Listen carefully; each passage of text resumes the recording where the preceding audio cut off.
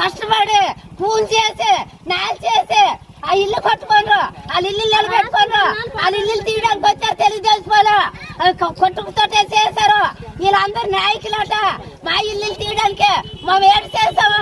వాళ్ళ పిల్లలు అన్నావా, వాళ్ళ అమ్మలు అన్నావా, వాళ్ళగానే అన్నావా? అన్యాయం అన్యాయమా, దురన్యాయం చేసేసారు.